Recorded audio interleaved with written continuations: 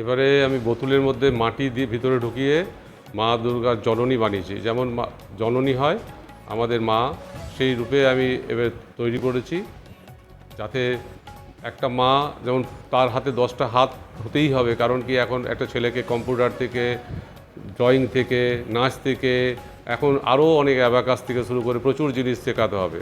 তাহলে মায়ের 10টা হাত না হলে তো সেই 4টে ছেলেকে তো শেখাতে পারবে না।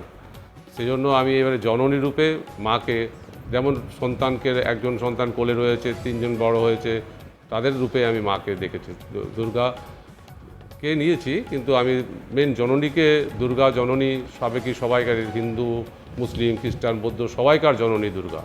সেই জন্য আমি এবারে ঠিক করেছি জননীকে তুলে ধরে আর সাবেকি রূপটাকে, যে আমরা যে দুর্গাকে দেখেছি তার থেকে একটু আলাদা করেছি আমি। এর ভিতরে মাটি ঢুকিয়ে এটা তৈরি করা এবং দীর্ঘ সময় একটু একটু করে মাটি ঢুকিয়ে তার ওয়েব তৈরি করে, প্রত্যেকটা জিনিস পুঙ্খানু তৈরি করে, তারপরে কালার ভিতরে, এবং সেই কালারটা দেওয়াও অনেক অসাধারণ। তারপরে চোখ আছে, মুখ আছে, তারপরে চুল আছে, সব রকম এই মাটিরই, যেমনভাবে মাটির মূর্তি বাইরে তৈরি হয়, আমি সেটা বোতলের ভিতরে, এবং সেই ফুটোটা একটা কড়ি আঙুলের সমান, তার মধ্যে আমি মাটি ঢুকিয়ে এটাকে পুরো তৈরি করেছি। এবং আমার মনে হয় বিগত ভারতবর্ষ কেন, আমার মনে হয় বিদেশেও এই কাজটা দেখতে পাওয়া যায় দুষ্প্রামূল্য।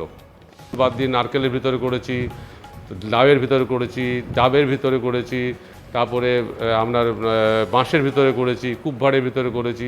ওইরকম অসাধারণ ভিতরে ভিতরে কাজ করেছি, যেটা আঙুল টাচ করা যাবে না, ঢোকানো যাবে না, সেরকমভাবে করেছি।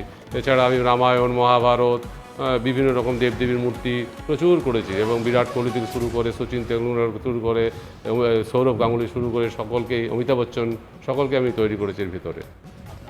আমার নাম ইন্দ্রনীল চট্টোপাধ্যায়, আমার বাড়ি বর্তমানে জুনবেদায়, আমি পাটপাড়ার বাসিন্দা ছিলাম। আমাদের ভিডিও ভালো লাগলে লাইক এবং শেয়ার করুন। কমেন্ট সেকশনে গিয়ে জানান আপনাদের মতামত। আরও ভিডিও পেতে আমাদের চ্যানেল সাবস্ক্রাইব করুন।